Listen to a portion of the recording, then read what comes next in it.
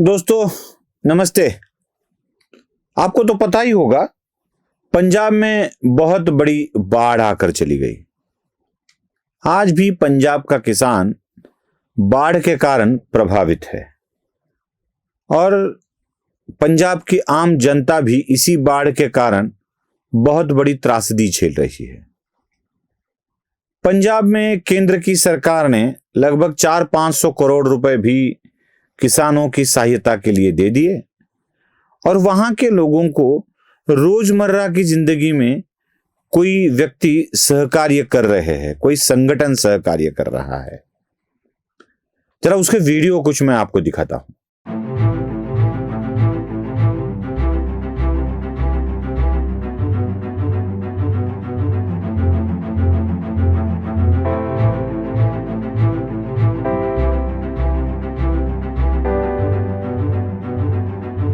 देखा, अब पंजाब में लोगों को राष्ट्रीय स्वयंसेवक संघ सहकार्य कर रहा है। ये वही संघ है, ये वही संघ वाले हैं जिनके पराजय के लिए पंजाब के इन्हीं किसानों ने न जाने क्या क्या किया था। ये वही संघ वाले हैं जिनका एक बेटा नरेंद्र मोदी दिल्ली में सत्ता संभाल रहा है और उसकी सत्ता को ध्वस्त करने के लिए, नेपाल जैसी स्थिति क्रिएट करने के लिए क्या कुछ किया गया था। पंजाब में बाढ़ है, पंजाब का किसान त्रासदी झेल रहा है, मोदी उसे सहकार्य कर रहे हैं, पंजाब के आम आदमियों को संघ अन्न पहुंचा रहा है, लेकिन टिकैत कहां है? कहां चले गए ये किसानों के नेता? टिकैत नहीं दिख रहे हैं कहीं। क्यों नहीं दिख रहे हैं? चलो, संविधान और किसान दोनों की बात लेकर बोलने वाले राहुल भी कहां है? राहुल तो एक ही राग आलाप रहे हैं, वोट चोर गद्दी छोड़, वोट चोर गद्दी छोड़, और वो कहते हैं कि बस यही देश का नारा बन गया है। सही कह रहे हैं राहुल। इसी पंजाब ने वोट चोर राहुल को उस चोरी के बदले पंजाब को कुछ नहीं दिया, इसलिए उनके पीछे वाले हिस्से पर लात मार के बाहर निकाल दिया और आम आदमी पार्टी के हाथ में सत्ता दे दी।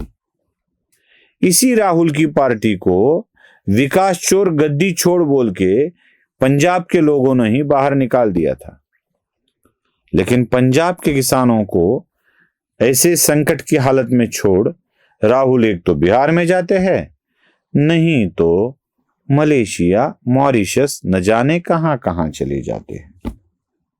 जाने दीजिए, पंजाब की बात छोड़ दीजिए। पंजाब की जनता ने तो गद्दी छोड़ बोल के राहुल को बाहर कर दिया था।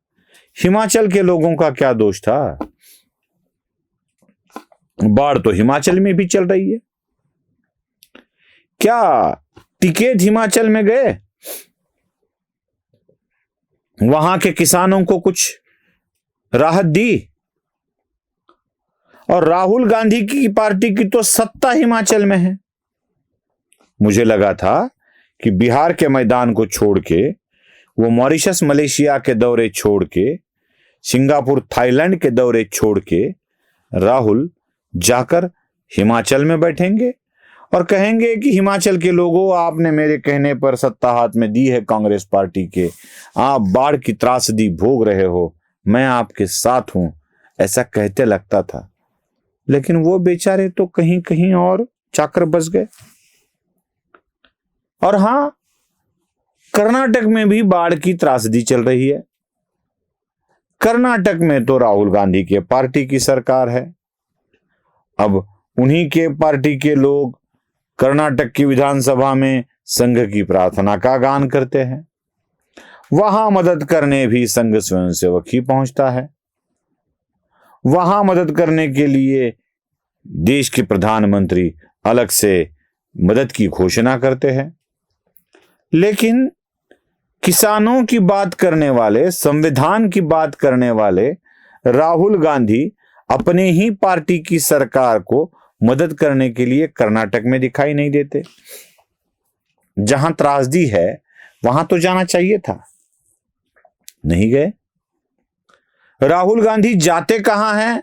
बिहार में, क्योंकि कर्नाटक से तो काम हो गया है, तेलंगाना से तो काम हो गया है, हिमाचल से तो काम हो गया है, पंजाब ने तो लात मार दी है।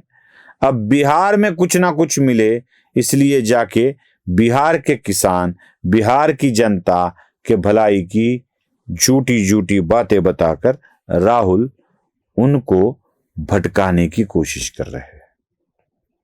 आश्चर्य की बात तो यह है कि राहुल के पार्टी के लोग ही बिहार के लोगों के प्रति अच्छी भावनाएं नहीं रखते।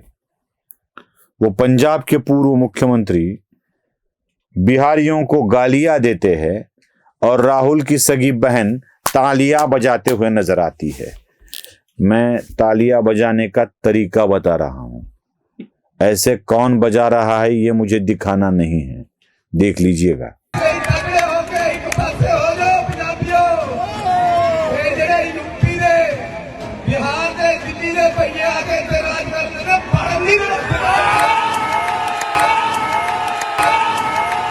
देखा, ऐसी ही बजाती है ना तालियां कि क्या बिहारी लोगों को गाली देने के बाद।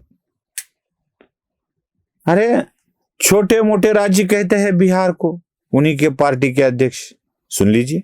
मीटिंग तुम कर लो, मैं बिहार में उधर छोटे मोटे राष्ट्र में जाकर उनकी तकलीफात सुनूंगा। सुना? अरे बिहार के लोगों का डीएनए कैसा है इसके बारे में उसी के पार्टी का एक मुख्यमंत्री बात करता है। देखिए। मेरा डीएनए तेलंगाना, केसीआर का DNA Bihar, he belongs to Bihar. Bihar DNA से तेलंगाना डीएनए बेहतर है। देखा, अब क्या लगता है आपको कि ये सच में दिल से वहां जा रहे हैं? बिहार के लोगों को तो चुतिया बनाना ही बनाना है इनको। अब ये जो कर्नाटक ने दिया है, जो हिमाचल ने दिया है, उसका भी ख्याल इनके मन में नहीं है। बस दुर्भाग्य इसी का है दोस्तों। नमस्ते।